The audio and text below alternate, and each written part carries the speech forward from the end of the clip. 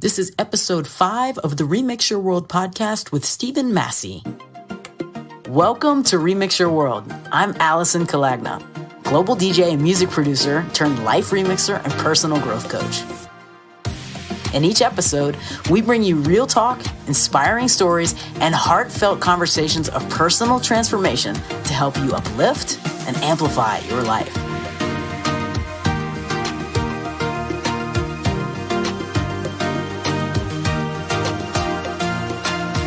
This is the Remix Your World podcast.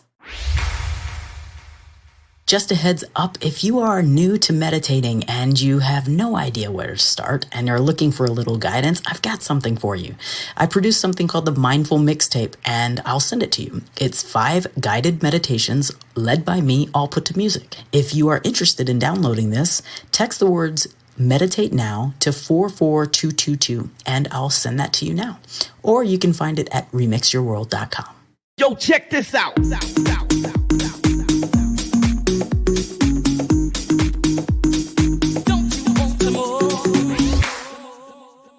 Hi, everyone. Welcome to the Remix Your World podcast. Today, I will be interviewing Stephen Massey, aka DJ Grind. Stephen has done some pretty amazing things in his careers, but I wanted to speak to him today about something a little more personal and to have him share his powerful story of transformation. Stephen and I have shared many conversations on the dance floor, and in fact, he was the very first person in my DJ community that even knew about Remix Your World. And now here we are, years later, he's on the show. How awesome is that? So let's jump in. Here is my interview with Stephen Massey. So if you are considering joining CIJ, these will be the last 2 classes that I will be offering for the rest of the year. You need to jump in quick. You will hear me talk a lot about CIJ in this podcast and what a difference it's made for me in my life and what a difference it's made for some of my students. So if you're in a place right now where you're figuring you want to just upgrade, up-level, remix, and rework, then I highly encourage you and invite you to join me on a powerful 8-week journey through self-discovery. You can find out all the information about CIJ at remixyourworld.com/CIJ. If you want me to text you, text the words Summer CIJ to 44222. That's Summer CIJ, all one word, to 44222, and I'll text you all the information. I hope to see you in class. Yo, check this out. Don't you want some more? Stephen Massey is a social entrepreneur who's worked in the social sector for more than 2 decades, both in the United States and abroad. As a White House National Security Fellow, he was the youngest staff person on the National Security Council staff during the Clinton administration, and later served at the American Embassy in Lima, Peru. When he was 22, Stephen co-founded an HIV/AIDS policy organization in Russia and spent 4 years in Moscow working with government officials, business leaders, media executives, and community groups to raise awareness and motivate action in response to the country's surging AIDS epidemic. He later served as staff director for Global Media AIDS Initiative, a UN-sponsored movement to mobilize the world's biggest media companies in response to HIV/AIDS.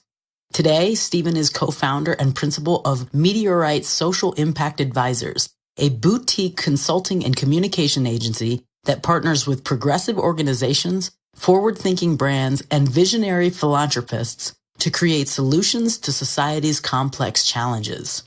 Now, most of you know Stephen as an accomplished DJ and music producer. He's toured the world under his stage name DJ Grind. He's well known on the gay circuit for his joyful brand and uplifting anthems and feel-good house music.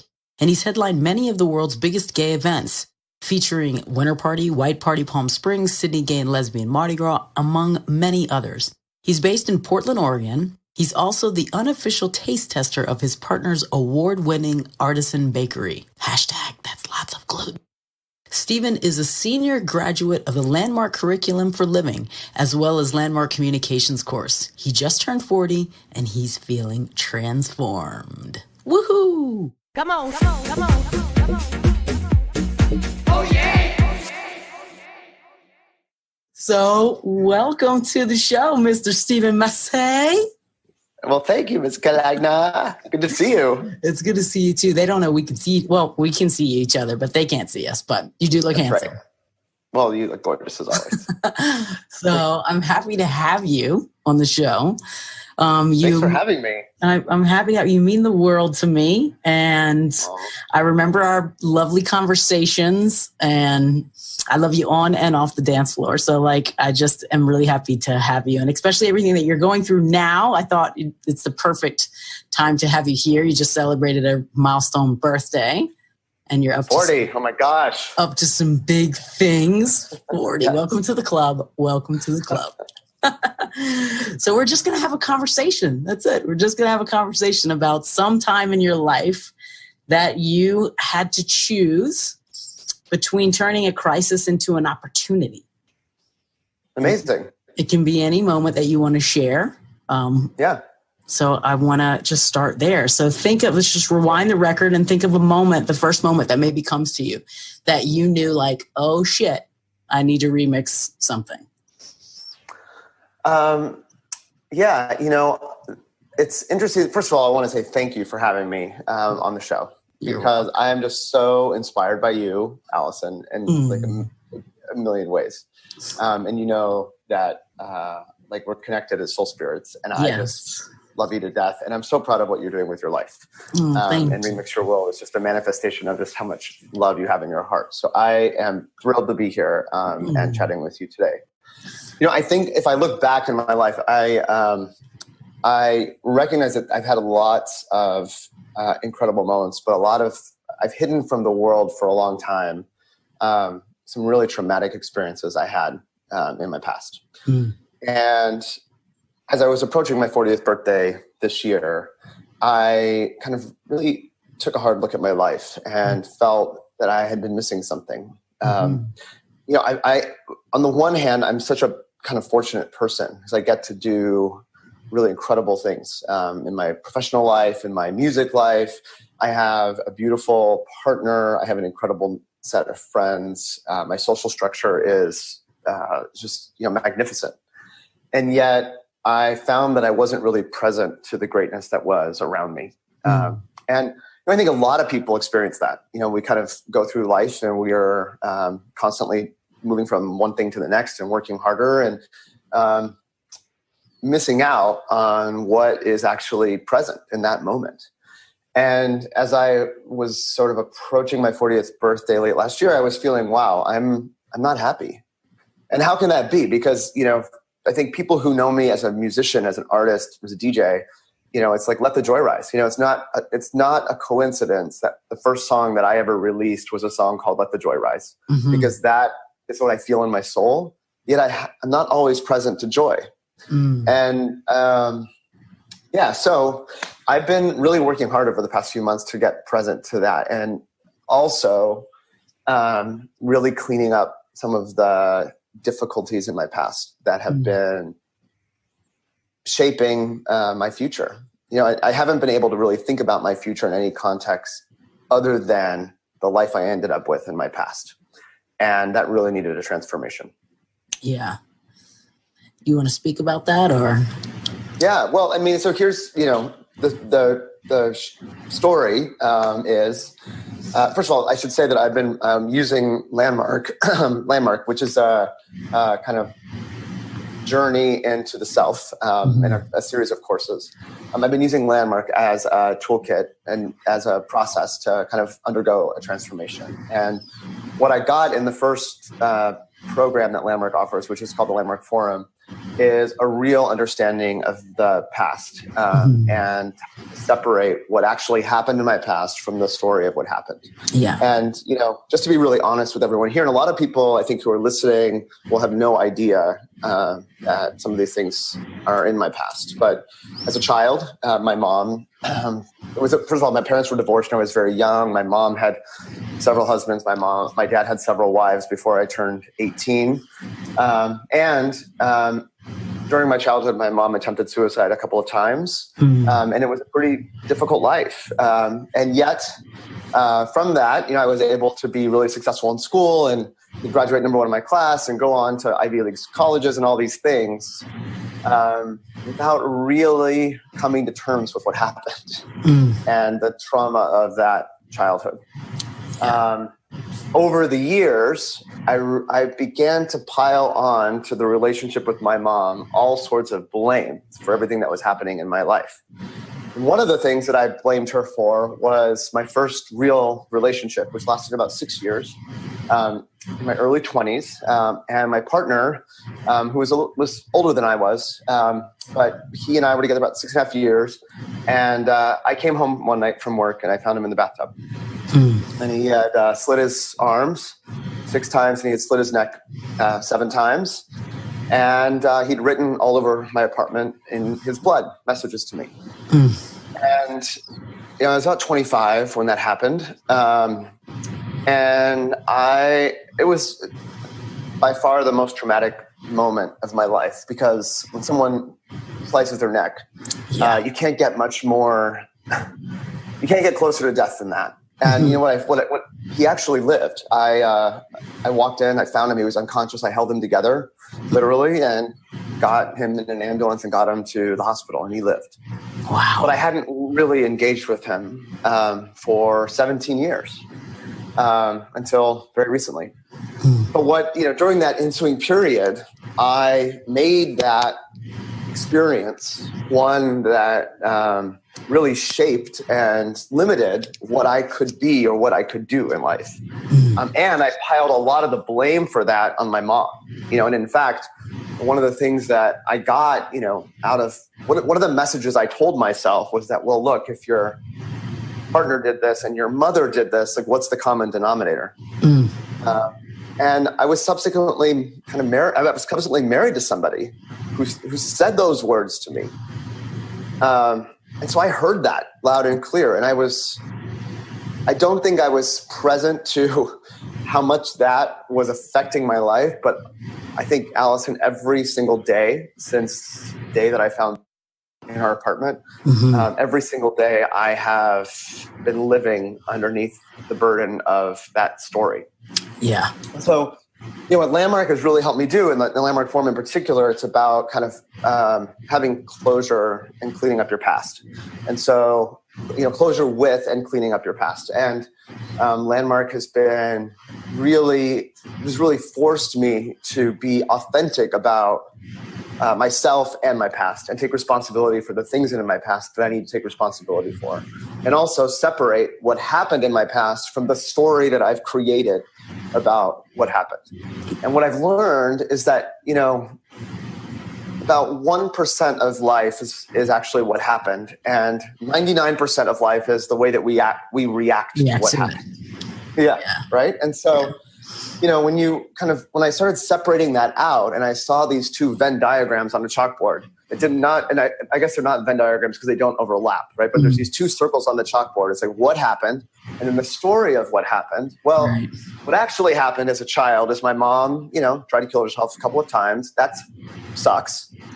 But the story of what happened, what I've been living inside of, the story that I wasn't good enough, or that my mom, treated me like shit and fucked up my life and all of that. Well, actually, all that story isn't true. Actually, none of that is true. My mom actually really created an amazing childhood for me. When you boil down to what actually it is. Yeah. First of all, she's the source of my life. I always had a roof over my head. I was always fed. I was always clothed. Not only was I clothed, but when we didn't have a ton of money, she still bought me the nice clothes so the kids wouldn't make fun of me at school.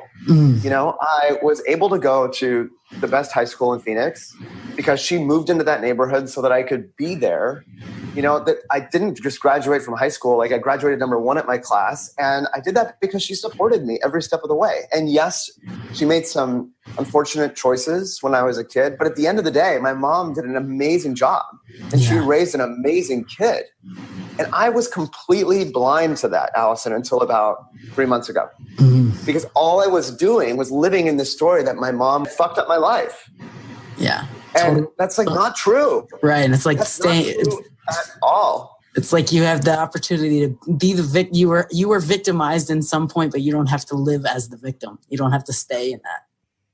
Well, that, Alyson, is exactly what I got. Was like, oh my God, I've been living as a victim for 24 years since this happened. Yeah.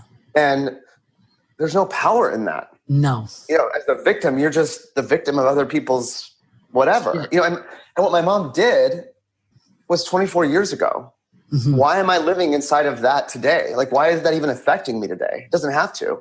Right. What's affecting me is the story. Like, she did what she did or didn't do what she didn't do, but I have created this story. And the story has literally prevented me from having a real relationship with my mother for 20 years. Yeah. You know, we kind of look past each other. The holidays are awkward. My mom actually said last Christmas, not the most recent Christmas, but the year before, when I was home for Christmas, and I go home just once a year because that's like all I can kind of handle, right? Well, she would go off and drive in the car for several hours, tell me she had to go work, but she didn't. She just drove around town because she didn't want to be with me. That's how bad it had gotten. Yeah. We literally did not want to even be in the same room together. When we only spent like 2 or 3 days a year in the same vicinity, she couldn't even be in the same room with me. And I didn't want her there. Yeah. And so, you know, through the Landmark Forum, I was able to make that call to my mom. And I invited her to come to Portland, which is where I took the forum, and be with me for the last night of the Landmark Forum. And I picked her up at the airport at 5:30. The Landmark Forum closing session was at 7. So we had about 90 minutes to have a cleanup conversation. Yeah. And it only took about 30. Like, we went to Red Robin, we had a burger, and I was like, hey, Mom, you know, I can't believe that I have lived for 24 years inside of a story that you were a terrible mom. And I just want to apologize to you for doing that. And I want to acknowledge you. You are an amazing human being. And it was literally, Alyson, the first time that I looked at a human being sitting across the table from me and my mother, because I had just created a character of, you know, this caricature, this villain of her. And in 30 minutes, I was able to clean it up, apologize for withdrawing from her for 24 years, making her something horrible, blaming her for what my partner did in his suicide attempt. They had nothing to do with one another. Right. Those were two choices made by two completely different people. And yet I had assigned all this blame. And then after that, I was married and divorced. I blamed her for that because that's the only thing that I knew was marriage and divorce. And that's just all bullshit. Bullshit. Story. Yeah, it's all story. Blaming her. Yeah. And so, you know, what has become possible through that, Alyson, is like this amazing relationship with my mom that I never, in November of last year, when I started the Landmark Forum, I didn't even know was possible. I had no idea that I could be best friends with my mom. There would be just no way that could be possible. And now I'm like talking to her nearly every day for like an hour and a half. And we're talking about life and like literally just like best of friends. And it's because I owned my shit. I separated story from what happened and embraced her as a human being and the source of my life. And in that is just like, there's so much beauty. There's so much power. There's real power and choice now. So much more power that I have now than I did when I was a victim. Yeah. Living inside of this like story of my mom. That's amazing. It's been amazing. And you know, I also got through this process. It took me a little longer, I'll be honest. But I called my ex, the one who tried to kill himself. And it took me a while to get there, and it took a lot of coaching, and it took a lot of strength because I was living inside of a story. And I don't think I was present to the guilt that I had around that situation. And one thing that I hadn't told anybody until the Landmark Forum was that the night I found him, I was cheating on him. I was. And that's what he wrote on the walls. Wow. And, you know, it doesn't matter that we had an open relationship because we did. That was a choice we made. But I was cheating on him both in practice, but also just emotionally. And I was lying to him. So I was just a jerk, an inauthentic jerk who was cheating on his boyfriend. And that sucks. Yeah. But what I also recognized was that my choice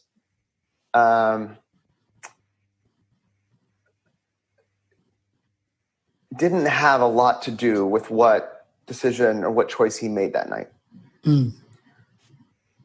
Yeah. You know, and Which what I had is done powerful to get to that, because you could easily have gone down the victim train of that too, as well. Of like, I have. This is all, 20 years. my fault. My fault. He did this because of me. All of that, when he chose. Yeah, well, and I have, for the past, it's happened 17 years ago. So for 17 years, I had been living inside of the guilt of that experience. And I have, it's shaped and colored every single day of my life. Yeah. And I have nightmares. I had nightmares 2 or 3 nights a week. I've relived that moment so many times, finding him so many times. And so, what I was able to do with some coaching and kind of the distinctions and landmark is to really own my part in that and make the call that I needed to make. And it wasn't that complicated. It was, if you had asked me what was the thing that I was most afraid of in life, it was to ever be in communication with him. And I was able to do it. And actually, once I got him on the phone, it wasn't that hard. And the way it worked was pretty simple. I called him. I had always lived, I can never find him. Well, it took me about 5 minutes to find him. So, that was pretty easy. When I found him, I made the call. He picked up the phone. He had no idea that I was calling. So it was completely out of the blue. He was shocked. And I said, hey, it's me. And I just want to acknowledge you for the incredible life we created together. And, we were together 7 years during a really formative period of my life from 19 to 26. And you met me when I was a student in Georgetown, and we moved to New York together, and we created a life together. And you were there for me to support me through the end of my undergraduate years. I worked at the White House. You were there to support me through that. I went to grad school. I created an organization in Russia, and you were there to support me every step of the way. We took my grandmother to Europe together. We spent time traveling. We did all these things. It was just like such an amazing and formative period of my life. And I want to apologize to you for the jerk that I was. That I just was a jerk. I wasn't always authentic with you. I worked real hard. And sometimes dove into my job instead of really focusing on a relationship. I asked you to move with me to New York and create a life together. And then we moved to New York and we created a life. And then I went off and worked all the time and wasn't really present to our relationship. And yeah, I cheated on you and I lied to you about it. And I'm really sorry that I've spent the past 17 years only thinking about our relationship by the way it ended and not really honoring you for the 6.5 or whatever, 7 years that we spent together that were really amazing. And I'm really sorry. And I want to give you an opportunity to tell me what it was like to be with me. Yeah. And he said, he was shocked, first of all, that I was calling. I could hear him crying on the other line. And he said, Stephen, are you calling because of what I'm going through right now? And I had no idea what he was going through. I told him no. And he said, it's the timing of this call is really interesting because I'm getting divorced this week. Wow. And I said, no idea. And I'm really sorry to hear that. And he said, it's just part of the reason I'm getting divorced is because I am not able to have emotion. And this is the first time I've cried in 17 years, like on this call. And, I've always wanted to make this call, but I never had the strength to do it. Yeah. And he's like, if you want to know what it was like to be with you, I'll tell you being with you is extraordinary because you're an extraordinary person. But sometimes I would tell you things and you just weren't present. And I did the one thing that got your attention. Wow. And yeah, you did. Yeah. And he said, I can't even imagine what it was like for you walking in on that apartment that time. Yeah. And I said, it sucked. It was fucking hard. And it's been hard every single day since. But it doesn't mean to me anymore what it meant 20 minutes ago Mm. because I am talking to like one of my best friends I've ever had. Yeah. You know, I'm talking to someone I love. I still love him. Mm-hmm. He was, you know, when I start talking about the amazing ways that he shaped my life, I have nothing but love, profound love for that man. Yeah. And yet for 17 years, I could only see what I saw in the bathtub and the messages on the walls. And that's not even who he is. Yeah. And so, you know, what was able to happen in the course of a 30-minute phone call was to transform the most painful moment of my life, to really transform it into completely empty and meaningless. Yeah. And from that, like create an opportunity to build a friendship with someone that really means a lot to me, someone I really love. And, you know, it's been remarkable over the past 2 months. Like we've been in contact. I talked to him last night for half an hour. Yeah. And, you know, talking just about what's going on in life. Yeah. And as if no time had passed, as if we were still kids living in New York, you know, in the apartment we built together. Mm. And it's so powerful that it doesn't require years of therapy. It doesn't require fixing and changing anything. Actually, everything is exactly the same. Nothing about me has changed except the transformation within my heart and within my perspective of those relationships. And in the transformation of my relationship with more access to my mom, I mean, no more blaming her for that. No more blaming for her. They had nothing to do with one another. And then there's been freedom for me too. You know, I mean, I've gotten that what the choice that night had, you know, that was a choice he made for lots of reasons. His own reasons that he has in his past and his act and all of that. Yeah. And, you know, what happened is what happened. We were in a great relationship. At some point, just like many relationships, it hit some snags. We made some bad decisions. We weren't authentic with one another. He wasn't 100% authentic with me either. Yeah. And yet, you know, we got so far into our own acts that we, you know, it ended in a way that was super traumatic for both of us. And neither of us have been able to really get past the way it ended to really celebrate the amazing things that we created together and that we, you know, can create again. Yeah. That's amazing. It's beautiful. It's been amazing. It's been the most important few months of my life. Transformative. Because I have myself back. I have power. I have power. I'm no longer a victim of anything. Yeah. Yeah. Don't have to be. I remember in the, for me, you know, so I think Landmark was probably the first. It was kind of my first time I dipped my toe in the personal transformation water. I remember my ex at the time, Jen, was super into it. And she was like, oh, no, you're coming, you know. And I remember in that moment with the call, you know, and going outside and having to call my mom and, you know, all of that. It's like I can just listening to you, you know, say it. It's like I just can go back. I don't know, it's probably like 10 or 11 years ago into that room and totally see that moment. And it's beautiful to see. And I remember that feeling of like we would call it like the landmark high, right? It's like what you're in right now.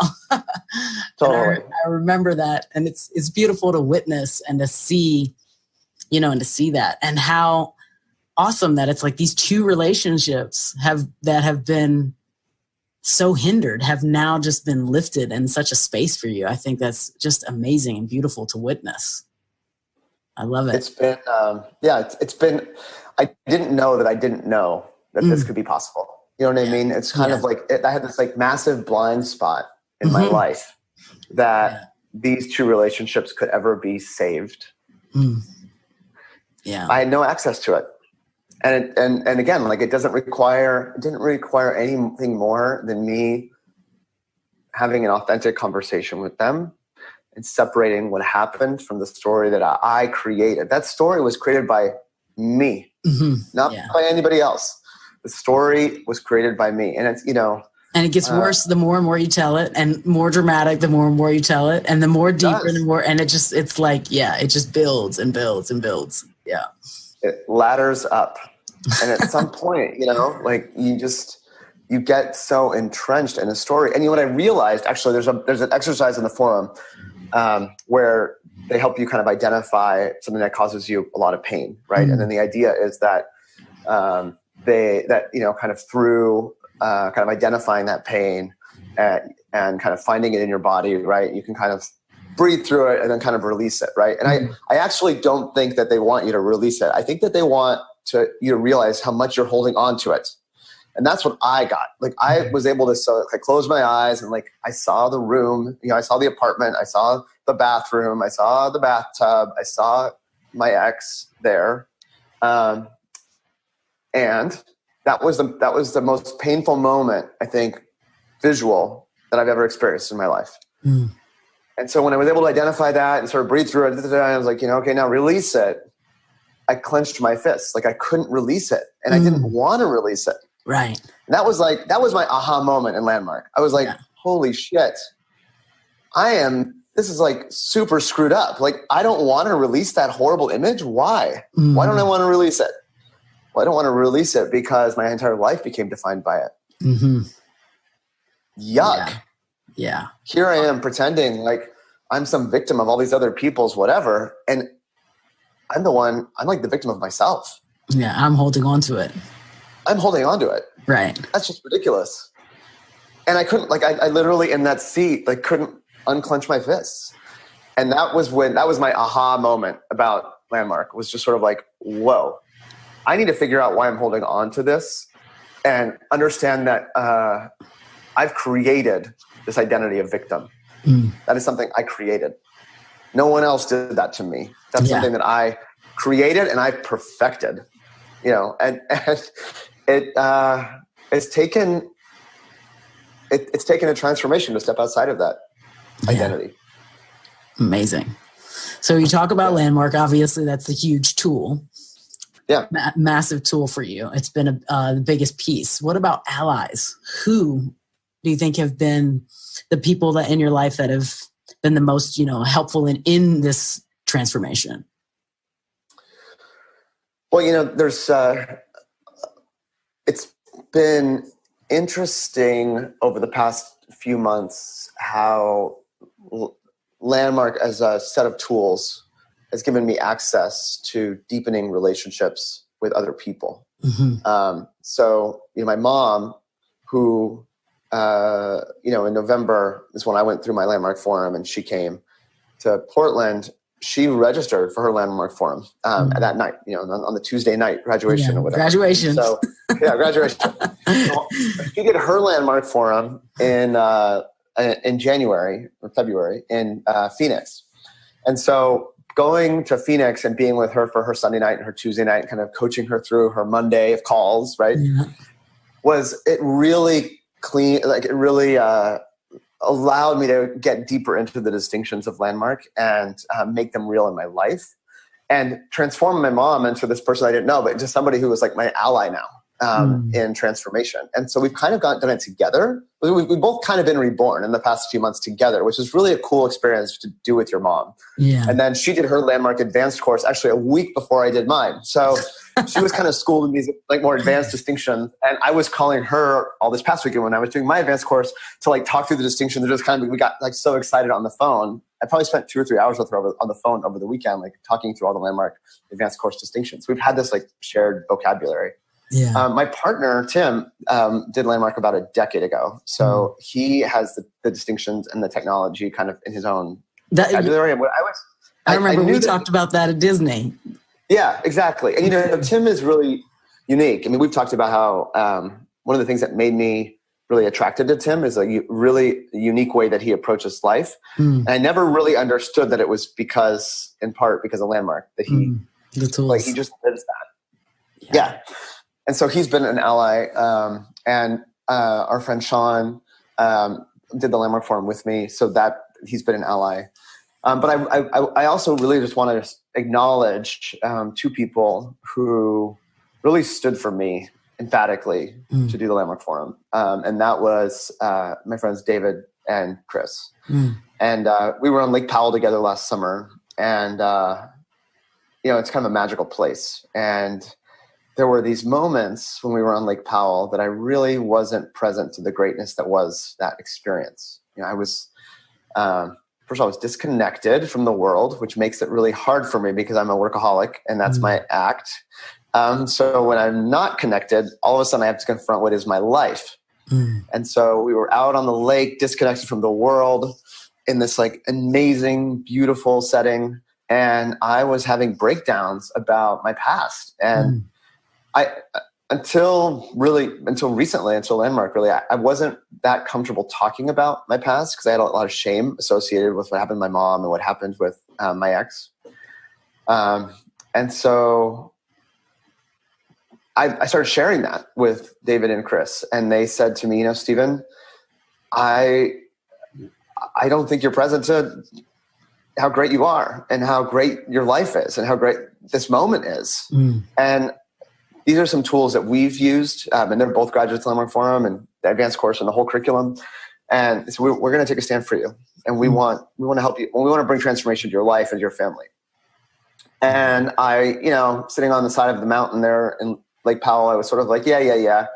But they were tenacious, and they along with my partner Tim, encouraged me to make it happen, make a difference in my life, take responsibility for my life. And so my relationships with them have been transformed because they gave me probably the best gift I've ever received. Yeah.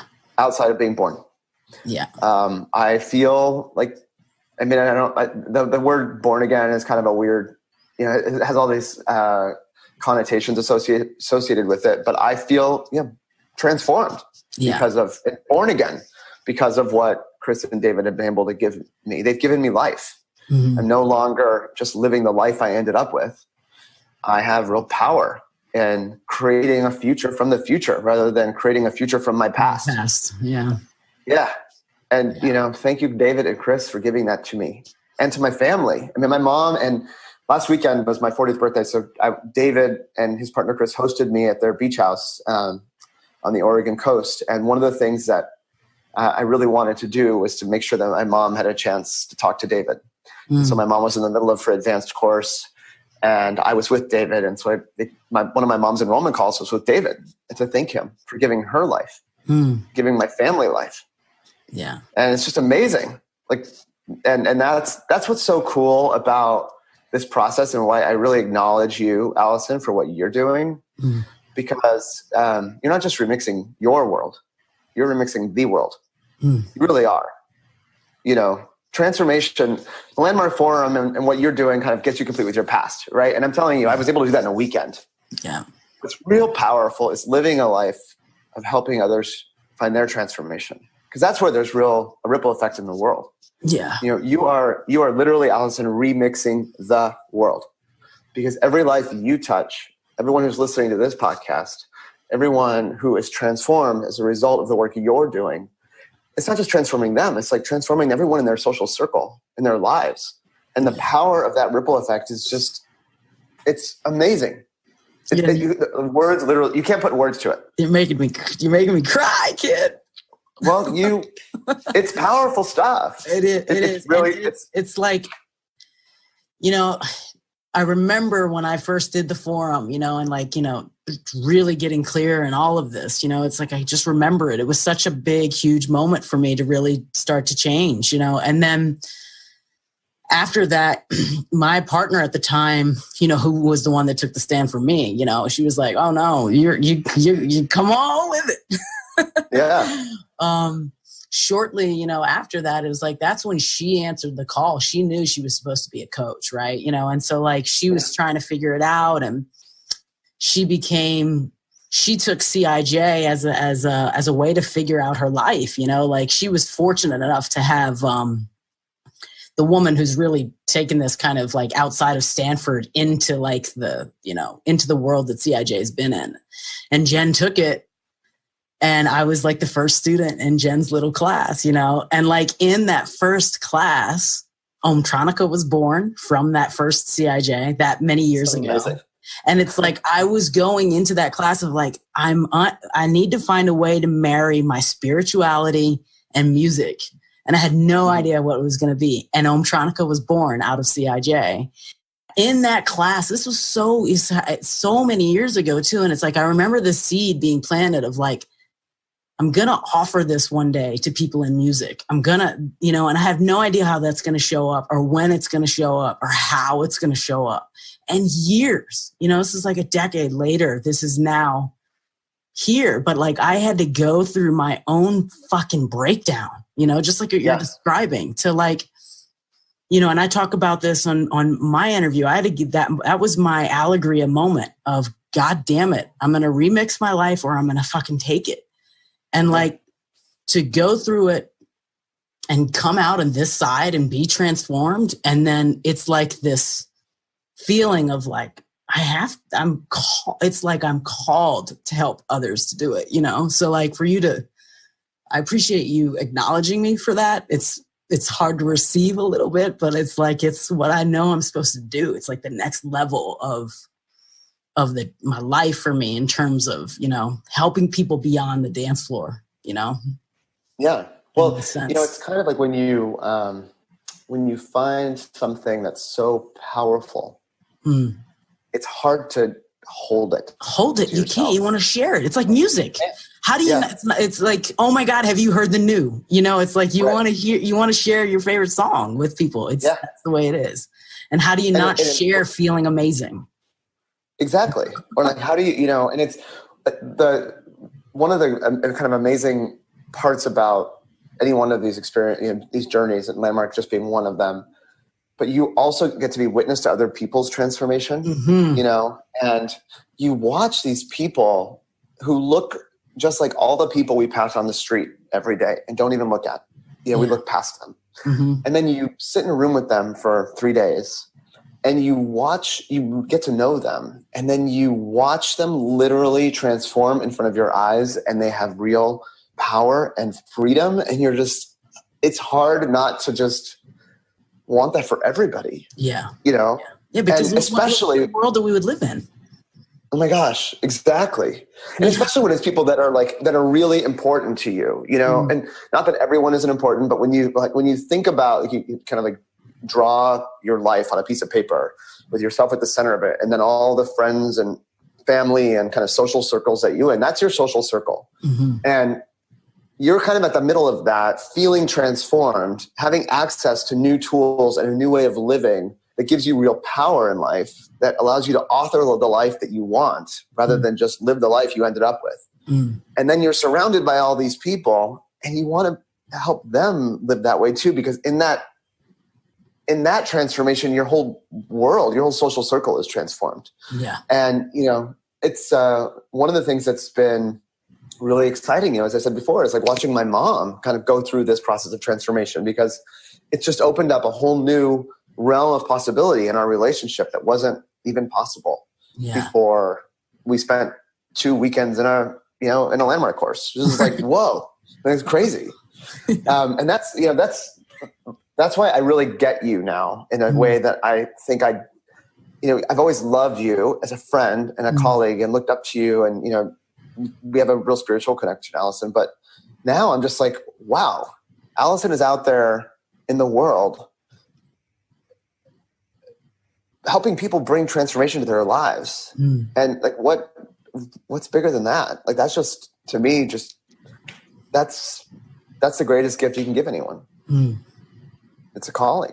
It awesome. is. And thank you for, remember when I told, you were one of the first DJs that I told. I think you actually are the first DJ I told, because all my super close friends knew, but we were on the dance floor at one magical weekend. Paula was the name. And I said, and I remember you saying to me, "Are you really going to retire? Are you really thinking about retiring?" Like, because you would always like nudge me about that. And I'm like, yeah, well, this is what I'm doing. I'm going to tell you what I'm doing. And I remember telling you about Remix Your World, and you were like, "Oh my God, I just got goosebumps everywhere. I love the name. I love everything." And I was just like, awesome. And it was such confirmation for me of like, okay, like, you're the first person that I told in our world.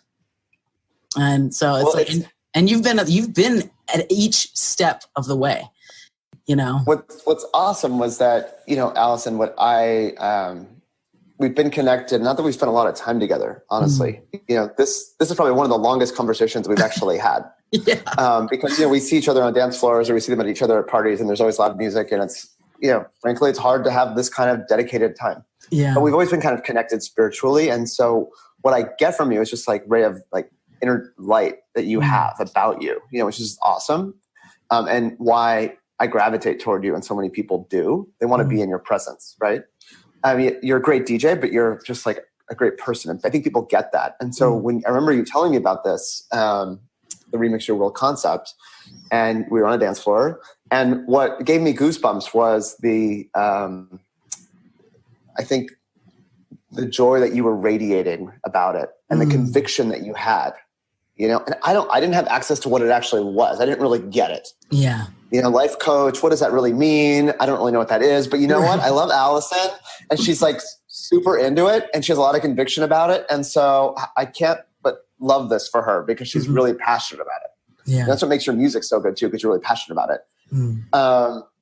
Now, and then, I think we've had multiple conversations. I've had lots of interactions with you about Remix Your World, including like reading web copy and, looking at speeches and things that you've given. Right. So I'm familiar with what you're doing, but it wasn't until now that I actually get what you're doing. Like I get it. And, when I talk about allies, now I have this amazing ally in you who gets it, who gets what I'm going through. And we can have this kind of a conversation, and who I totally understand you on a level that I didn't understand you on, a few months ago. I get that you're about transforming the world and transforming people's experiences. And that's just like, that's a huge gift for me to understand you in that way. And what makes you more special. Yeah. I love that. Yeah, we have something else that we can have little transformational conversations. On a dance floor. On a dance floor. So speaking of dance floor, let's talk about music for a second. So like if you are in a breakdown moment, right? So Stephen's on the ground. Give me like a power anthem that you would go to. Oh my gosh. I know this is hard because there's so many. There's so many. I talked a little bit about Let the Joy Rise. Which for me was my kind of coming out anthem. And again, not a coincidence that was the first single that Toy and I ever released. And if you go back to the lyrics of that song, it's about really finding joy within your heart and being present to joy and greatness around you. And when there are dark clouds in your life, about transforming that using the joy that's in your heart and let the joy rise.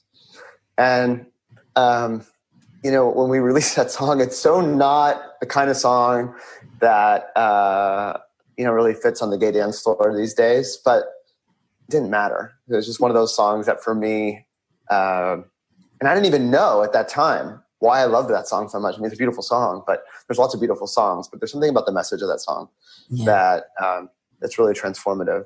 There's also, I'm working right now with Janice Robinson, who wrote Let the Joy Rise. Oh, she wrote that? So Janice, we've been working for about a year on a track called Just Live. And when we started the project, I knew I wanted to do a song that was uplifting because that's who I am and try to be in my music especially.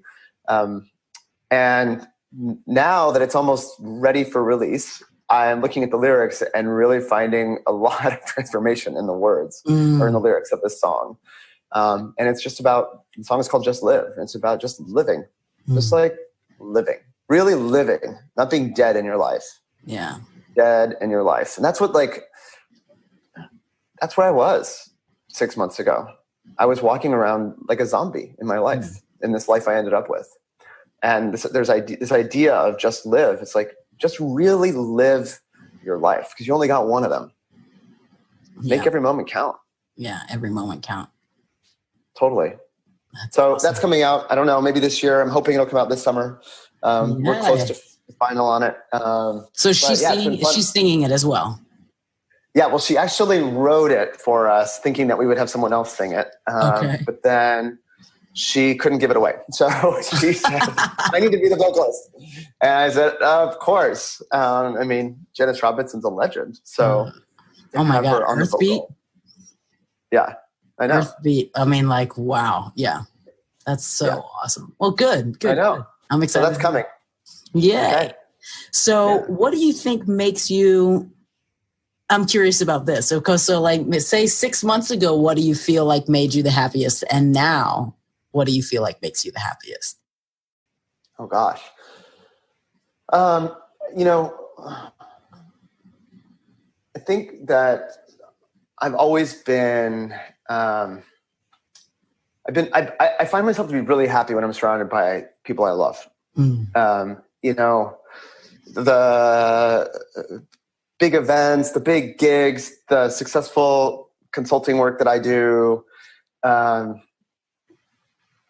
you know, in my childhood and school, like the awards, the diplomas, all this stuff, none of that really has made me that happy. In fact, my mom, one of the things she said to me this weekend, she's like, look, I have a whole garage full of plaques and trophies and diplomas. What do you want me to do with it? And I was like, toss it. Like, none of that means anything to me. Yeah. You know, and in my initial response was toss it. I didn't even think about it. And that's kind of, there's something to be said in that. Like, whoa, you worked so hard for all that stuff and it doesn't make you happy. So, you know, what makes me happy is just, you know, being with my partner, Tim, and Sean and my friends. And, you know, that dance floor makes me happy when I'm surrounded by the people I love. Yeah. Now, that is when I'm probably most happy. And I think what I wanted to find in life, kind of going into my 40th birthday and going through this landmark process, was just being happy with myself. And I've always found it really hard to be by myself alone. And, you know, without being connected to something, Facebook, Instagram, like work email, music. And I'm getting that I can be more by myself and disconnected and finding happiness there.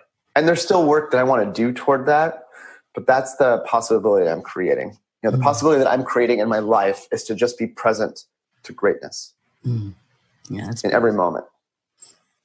And that's, if I can do that, then I think there will be happiness in every moment. Yeah. Not just the escapist weekends, you know, at a circuit party.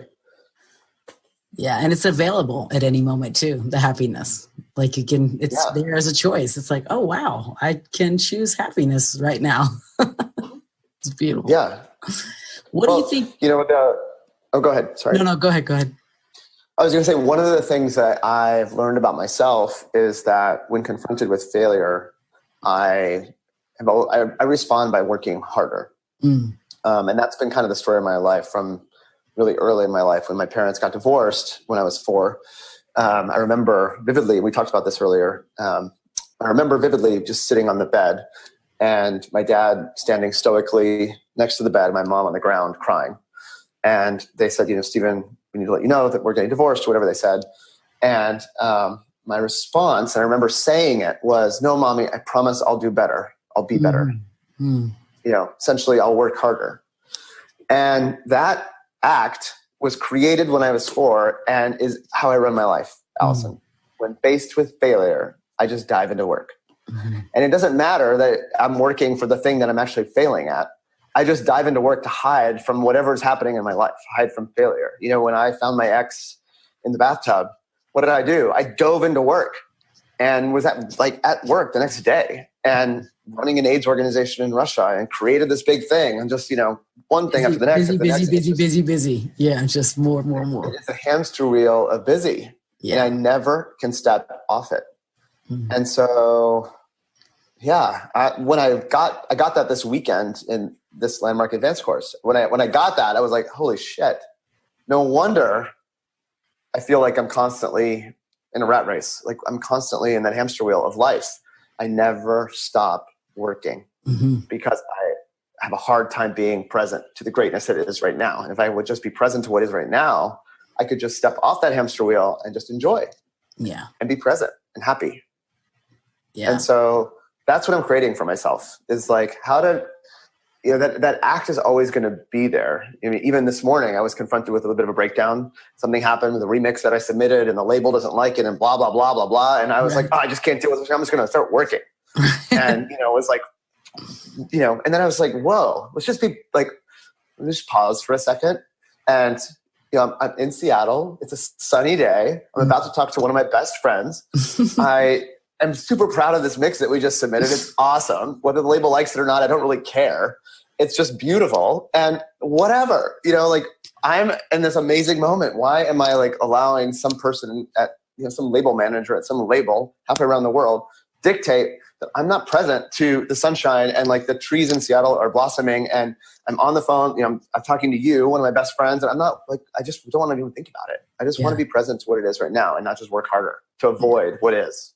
Because when you stop and look around, you're like, wow, it's pretty great. Yeah. It's, the hardest week for everyone, whenever I get the feedback from CIJ and when I talk to the students after they graduate, the hardest week is the week of mindfulness and being present because of it. And it is the absolute hardest. And it's the easiest week because all you really are asked to do is let go of literally everything. But that in of itself is the hardest thing ever, to just be fully present in just even in a conversation, not picking up your phone when you're having a conversation with someone else, literally looking at somebody in the eye when you're talking to them. And it is every single graduate says, by far, the hardest week is being present. Yeah. And especially now with everything that we're connected every single where. That's why meditation is probably my greatest tool, ever. I feel, outside of, transformational work, but in terms of what I can do every single day that is absolutely free, meditation, the saving grace of that. And it has taught me over and over again to just be here now. Yeah. It's also, when you're mindful about the choices that you make in life, you really become present to the things that you're spending your time on. So think about Facebook or Instagram, and you think about these tools that have become central to our lives. These things decide elections, for God's sakes. They become so central to our lives, and yet these things offer a filter. Not just one filter, they offer 25 filters so that you can filter over your reality and present some inauthentic version of yourself. So it's not only is it the perfect photo, but it's the perfect filtered photo that's associated with the perfect caption and the perfect emoji out of 700 that somehow represents what you're supposed to be feeling in that moment.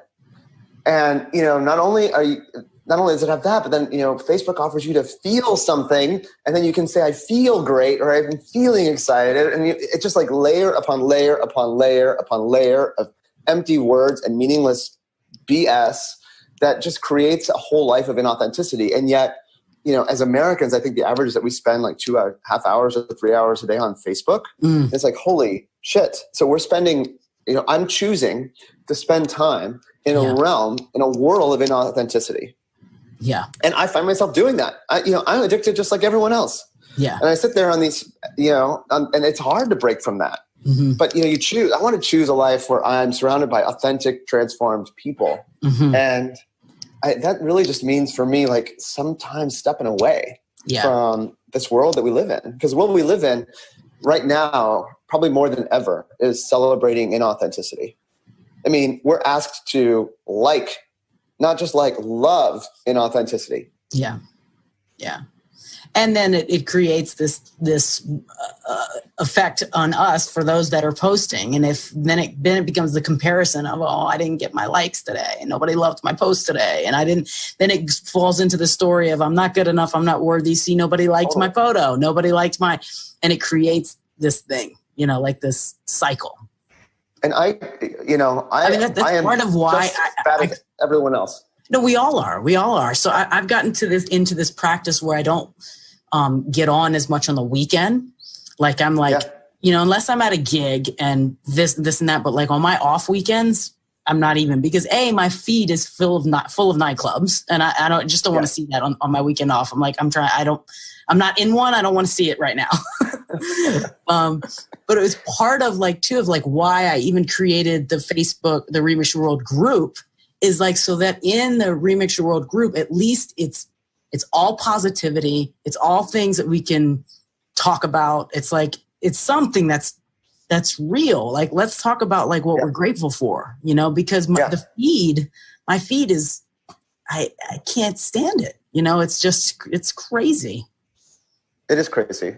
I mean, and you know, and I don't want to sound like I'm on some high horse either, you know, because we live in this environment. You know, we now live whether we like it or not. We as individuals and as professionals in the music business, and we have for business, we have to be connected. Yeah. And so being connected just means instead of being the victim of whatever we're seeing there, you can transform that and have real power in it. Yes. You know? And so what I'm used to try to think about, and this is kind of on every part of my life, because you know, I have created an entire brand in music that's hidden behind some stage name that isn't even my name. And so that for me right now is something I'm really confronting because it feels a little inauthentic. And so it's kind of, how do you, inside the world that we live in, how do you live an authentic life? And how do you operate on Facebook? How do you absorb that information on Facebook in a way that really siphons the authenticity from the inauthenticity and use it as a platform for good and change? Because it can be. You know, I believe that it can be. There's a real connectivity power in Facebook and in the world we live in social media today. But it's really just about how you engage it, how you absorb the information, and what you put out. Yeah. Do you feel like it makes you feel that it's inauthentic just because it's not your name, because it's a stage name? No, you know, I think what has been a struggle for me is that I started DJing as a hobby. You know, I kind of fell into this business, and you know the story. Yeah, most people don't know. The daily grind, right? Yeah, like I was volunteering as a spin instructor in San Francisco. Helping students who were doing the AIDS ride by offering free spin classes at the local gym. And I created this like relationship with the gym whereby people who were registered for the AIDS ride could come and take my class for free. And so that helped the gym because it gave them people to come in and experience the gym. It helped the AIDS ride because these folks could have, you know, free spin classes. And it was for me a creative outlet. I could, you know, it was my way to give back. The class was called The Daily Grind. And, you know, I started creating these playlists for my class, and people in my class liked my music. And so I posted them online, posted the songs online. And I created a blog on Facebook actually called The Daily Grind, where I, you know, highlighted a song or featured a song every day. And, my best girlfriend and I actually we started this just kind of back and forth, and it became this thing. And, so The Daily Grind evolved into DJ Grind because someone in my spin class owned a bar in San Francisco, and he was like, "Hey, you know, your taste in music is great. Like, you should come in to my bar when we're closed and like learn how to DJ." And I was like, "I don't know anything about DJing. You know, just come in, you know, whatever." So Amy and I would go in on Sunday mornings at 9 when the bar was closed, and I powered up YouTube and I learned how to beat match on YouTube. Like, that's how I learned. And awesome. And this guy Chris, who owns the bar, is the Lookout, still there. You know, when he was short a DJ one day, he said to me, "Hey, will you come in and fill in?" And I was like, I'm not a DJ. Like, I have a full-time job. This is just fun. I'm a spin instructor. That's what I got time for. He's like, "Just come in, whatever. It's like a happy hour on a Thursday. There'll be like 5 people there. Just come." Right. I'm like, "All right, fine, I'll come."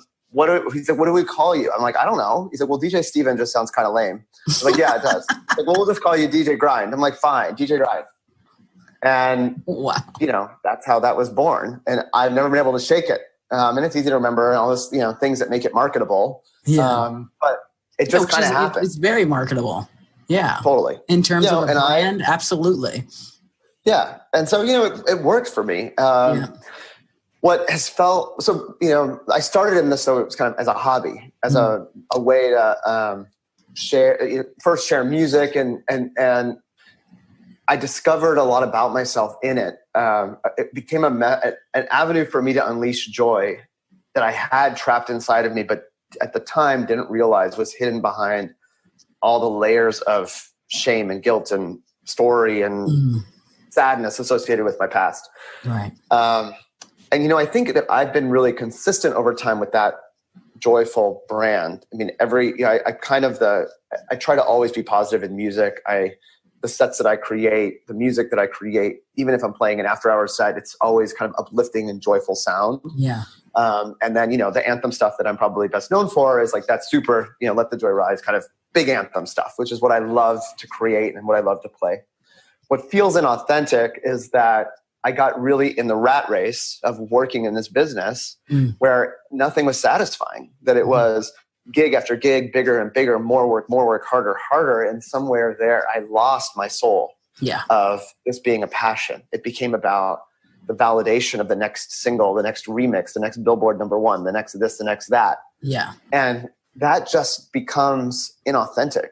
And I think that's where I was at the middle of last year, where I had, at the top of my game.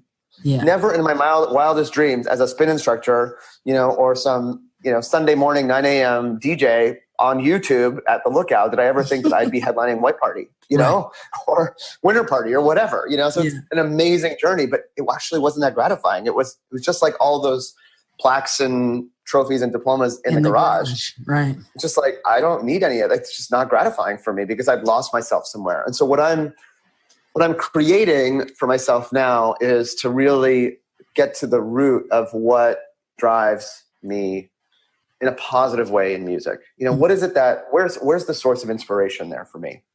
And then transforming that and letting that be about, be the center of why I stay or not in this business. Yeah. I don't want it to be a business. I'm very fortunate that I don't DJ for a living. I have a full-time job outside of music. So instead of running a rat race and never being satisfied, I just want to stop, be present to the sort of extraordinary opportunity that I've created, and be present to just enjoying it and playing music that's in my heart rather than what's popular on the radio, or doing gigs because I really want to do them, not because taking the gigs that you want. Yeah. Yeah. I don't want to feel like I'm in the prison cell of business where I'm constantly having to do the next best thing, because I'll never get there. You'll never get there. Never. It's the unanswerable question in life. Am I good enough? You'll never answer that question. It's unanswerable for a reason. You'll never answer it. So when you're present to that, you can let the question go and just be present and enjoy it again. And that's where I feel like I'm at right now. I feel like I'm doing some of the best work that I've done in music, maybe ever. And I'm showing up at events when I'm playing with a completely different mindset. And I think it's reflected in the sets I play. Yeah. I love listening to you talk about this, because it's like, this is exactly what I went through. And when I created Remix Your World, and now I play with it's so different now when I do play and when I do take the gigs. I mean, I cut my tour in, oh my gosh, in less than half now. It's like I went from 32 weekends a year to 20 to 18. I think this year I'm playing 12 gigs. It's like this thing. And it's but I'm enjoying it so much more. And the music that I'm creating now, it's the time in between not being on the road every freaking weekend, allows me to then really put soul into what I'm creating, and in terms of, the Omtronica sound and this album and that sensual vibe, and that, whereas when I was on the road every weekend, not being able to really play that sound, I was never connected to it, so it's now it's I have all this freedom to be able to play what's really in my heart, so I totally, we're on the same page. I get you.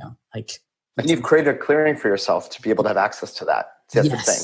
Yeah. It's allowing the space. Mm-hmm. Yeah. And it's not to disparage anyone else's journey in this business, because every DJ has their own journey, and some DJs work not just every weekend, they work 2 or 3 cities every weekend. And if that's a journey that feels authentic to them and awesome for them, then amazing. And I want to celebrate those people and let them do that. That might be their call. They're called. Yeah, totally. And I think what separates Alyson, a good DJ from a great DJ for me, is not so much how often they work or the type of music they play, because some of the best DJs for me are DJs who play music that I would never play myself. But when you see them and when they're in that booth, or you hear in their podcast, or in a set that they post online, you hear authenticity. Like it's an extension of their soul. That's artistry. Yeah. You know, beat matching anybody can do. And some people can, you know, play tricks on the mixer. And I will be the first to tell you, I am like not the trickster on the mixer. I don't know any of, you know, I'm not great on them. I'm not the best DJ technically. But what I'm inspired by is just the way people, or the way a DJ can create a set or create music as an extension of their soul. And I lost that last year. And it does, you know, I don't know if people noticed that, but I really lost that last year. It was no longer an extension of my soul. And that's really, really what I want to be. Whether or not I stay in the DJ business or, you know, and you and I have had talks about retiring and, you know, thinking about what's next for me in music.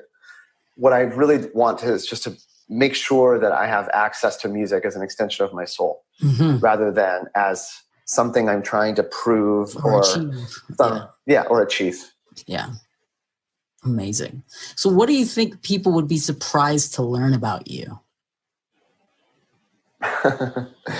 I mean, besides this entire conversation, most people are going to be surprised.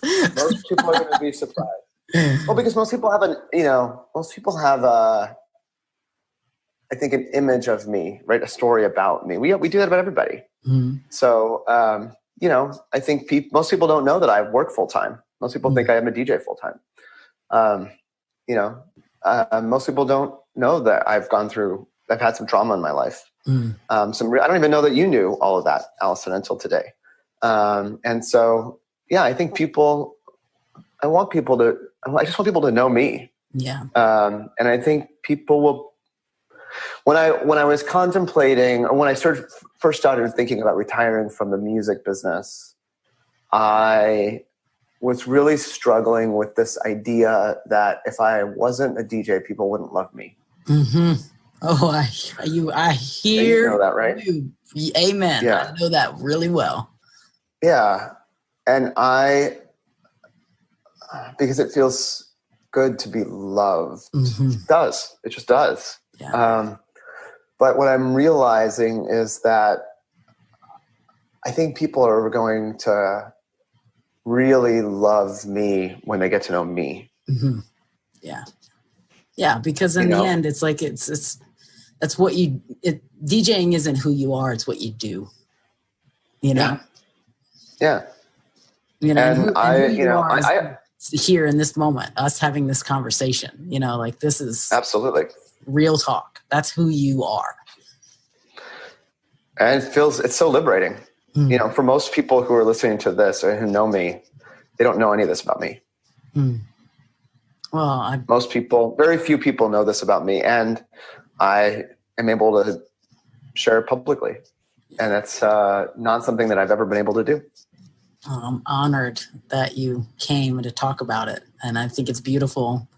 And I wish people could see you right now, because I could see you. And you just, you know, I just love the light in your eye and being able to see your smile. And God, I mean, it's like everything that you're saying, like I feel it. I feel it in my bones because I've been in it, you know, and it's like, and to witness it is just so beautiful, you know. It is. It's a beautiful transformation. What do you think the biggest lesson in all of it, and remixing yourself completely and fully transformed, and in the process of still, you know, knowing that transformation never finishes, right? It's always this constant growing. What do you think the biggest lesson thus far has been? I think the biggest lesson for me is that you can actually remix your life. You really can. Yeah. It's not about fixing or changing anything. It's really just about transforming your life. Yeah. And every single one of us has the power to do it. Yeah. It just requires you to show up authentically, be honest with yourself, really invest authentically in the people in your life. It doesn't take a ton of time. I mean, you know, I cleaned up 20-something years with my mom in 30 minutes over a burger.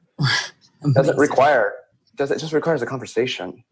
And what I love so much about this discovery is that when you show up authentically with people, it's amazing how quickly they return that favor. You know, when you just present yourself authentically, people show up authentically because every single person just desperately wants to be themselves. Yeah. It's like the mask just gets dropped, you know? You know, it's like, you've got that too? Oh, you've got that story in your head too? Oh, it tells you that too? You know, and it's just, you know, it's like it's in the second week of CIJ, we deal with the story, you know, the voice in our heads. And like, to witness people who've never even said out loud, oh, fuck.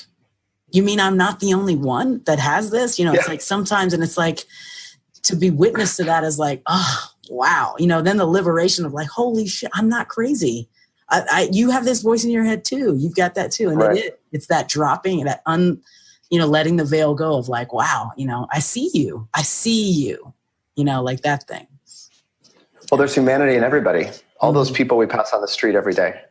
Every single one of those people is just like you and me. They have 2 arms, 2 legs, 2 eyes, and a heart. You know, they're just people. Yeah. And I've learned so much about humanity in such a short amount of time. It's almost impossible. It's really difficult to describe, and it's almost impossible to comprehend the shift that I've been present to over the past few months. I'm just thinking about humanity. You know, transforming my mom from what I thought she was into who she really is. You know, and if I can do it with her, and I can do it with, you know, everyone in my life. And when you start waking up to the human beings that are in your life, like literally beauty is all around you. It's pretty amazing. Yeah. Yeah. So fast forward 20 years, what do you see for yourself? What's the possibility that you're creating? I hope that I'm on a conversation like this with you. Let's do that again. Let's do this again in 20 years. Yes. We'll do it. I don't know. You know, the possibilities are kind of endless, right? Yeah. I don't know. I'm not like creating. I don't want to. Here's what I know is not going to be in 20 years. I'm not going to be creating a future out of my past. Yes. Don't need to do that. My past actually has no bearing on the future. Yes. My past is in the past. My future is in the future, and I'm living today. Yes. And so, you know, I'm not going to create my future out of my past, and I'm also not going to create the future out of the future. I have nowhere to go. Yeah. If I have somewhere to go, I'm not going to be present to what is today. And so in 20 years from now, I hope I'm sitting on a chair, having a conversation with someone I love. Yeah. Awesome. I love it. So it's all said and done. You. Come back. What do you think of this whole thing has been about, this thing called life? You know, life is about 1% what happens and 99% the way we react to it. Yeah. And let's just be more present to what actually happens. Yeah. Presence. And create from that. Yeah. Because that's where the power comes from. In that presence. There is no meaning in life. That's the thing. Like that's kind of the sick joke at the end of it all. Is that life is pretty empty and meaningless. We are meaning-making machines. That's what people are. We assign meaning to everything. Everything. It's impossible for human beings to not assign meaning to them, to everything around you. The interaction at the coffee shop in the morning and what that person is wearing and the color of their skin on the other side of the counter, the homeless person that you walk by on the street, the news that you read, we're constantly assigning meaning in every second of the day to things. Yeah. What's really powerful when you understand that and you get that, there's 2 ways to look at it. One way to look at it is all those things, you know, we as human beings have assigned meaning to, and therefore I have to live inside of this world, this fictitious world where everything has been assigned meaning, right? Or you can have real power over it and recognize that you can unassign meaning or take away meaning from certain things too. Yeah. And, you know, everything in our world only means something because we use language to assign meaning to it. And you can transform that. You can take that away. And so, you know, what the person at the counter didn't smile back or, you know, didn't say thank you when I bought the coffee this morning, there's meaning or there's not meaning, like, let it all go. Don't, you know, and I really, that's what like being really present is. And also recognize that we're just all human beings, like trying to survive in life. Yeah. You know, we kind of somehow ended up on this thing called planet Earth we occupy the same space, and we all just kind of want to live as long as we can and have the best possible life we can.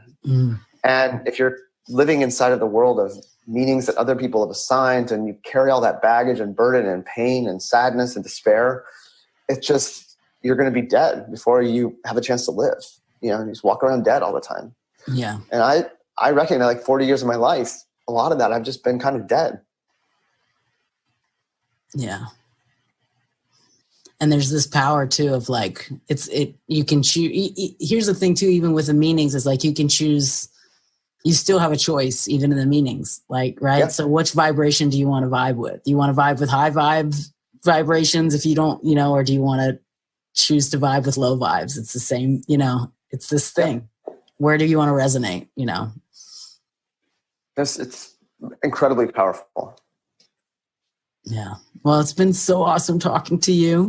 And I'm I'm proud of you, and I love your story, and I just love you as a human. And I mean, I wish I could give you a virtual hug right virtual now. Hug, big Zoom. Big Zoom hug.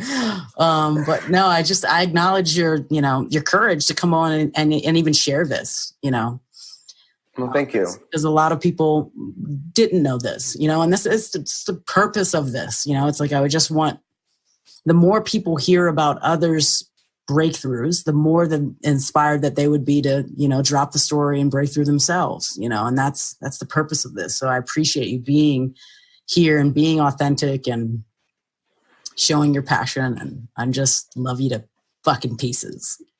Well, I love you too. And you might, I don't know if you remember this, but I think it was maybe in November of last year when you called me and you told me that you were going to do a podcast series and asked me what I thought. And I, at that moment, would have never thought that I would be on your podcast series talking about transformation and telling you things that I have literally not told. I've told very few people in the world. And so I just want to acknowledge you and thank you for giving me this platform and creating a safe space for me to do that, to share myself authentically. Yeah, I'm looking at you because we're using a video conference to do this. And so that takes away a lot of the fear, because I see in your eyes nothing but love and acceptance and no judgment, or, you're not assigning meaning to anything other than gratitude, which I see for me just sharing myself authentically. And that's the connection that we have. It's awesome. I love you. I love so you much. Too. Well, you can come back anytime. All right. I'd be honored. So where can people find you? Where's the best way to find you and get a hold of you or listen to you or share anything? Just be connected to you. Yeah, well, I'm, here we've talked about Facebook. I'm on Facebook, both as myself. We all have to be Facebook. We have to be, yeah. It's called and business. DJ Grind, and of course I'm on iTunes and Podomatic and all that stuff for the music. But yeah, if someone wants to talk to me about transformation or about anything that I've shared today, find me on Facebook and send me an email, send me a message. I'd love to chat with anybody. I can make my email available to through your podcast link or whatever. Yeah, I'm going to link me directly. I'll link everything up too as well. And you're also in the Remix World group. So when I launch this, I'll have a question and I'll tag you in the group. And then if I want to ask you, just so we can continue the conversation there in the group. Yeah. And I get around. I live in Portland, but, events and whatnot. And if anybody doesn't feel like they want to send me an email or wants it to be a little bit more in person, or, I'm happy to talk to anybody at any time. Come up to me and talk to me about it. I'd be happy to share. Awesome. All right. Well, thank you. Thank you, and have a great rest of your day. And thanks to everyone who's listening. I really appreciate you guys taking the time. Thank you. All right. We'll talk to you soon. Be good. Bye. Bye. Come on.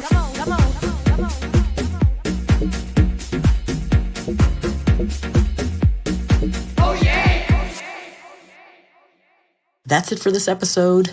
I hope you enjoyed Stephen and I's conversation as much as I did. If you found something insightful and you'd like to share, please jump into the Facebook group and let us know. Stephen is a member of the Remix Your World Insiders, and I'm going to tag him in a Q&A after this is launched. Also, I know that we did speak about suicide. It is a subject that does not need to be taken lightly. If you or anyone that you know has been considering suicide, please seek help, ask for help, reach out for help, talk to a friend, talk to a neighbor, talk to a therapist, talk to me, talk to anyone. And there's also the National Suicide Prevention Lifeline at suicidepreventionlifeline.org so that you can receive the help and guidance that you need. For those of you who are seeking to start out your transformational journey, I have a resource guide that I'd like to offer you for free. We talked a lot about landmark education and my program CIJ. Neither of those may work for you. Transformation is a lot like music. You have to choose what moves you. I've put together a resource guide of personal work that I have found to be the most transformative for me on my journey, and I would like to share it with you. So I'll link this up in the show notes. Or if you would prefer for me to email it to you, text the words Remix Resources, all one word, Remix Resources, to the number 44222, and I will send it directly to you. If you like this podcast and want to hear more, consider becoming a Patreon member. Patreon is a great service to help creatives like me get my content out to people like you. For as little as $1 a month, you can support this podcast and receive some rewards for doing so. So head on over to patreon.com/remixyourworld and consider becoming a member. I'll greatly appreciate it. Thank you.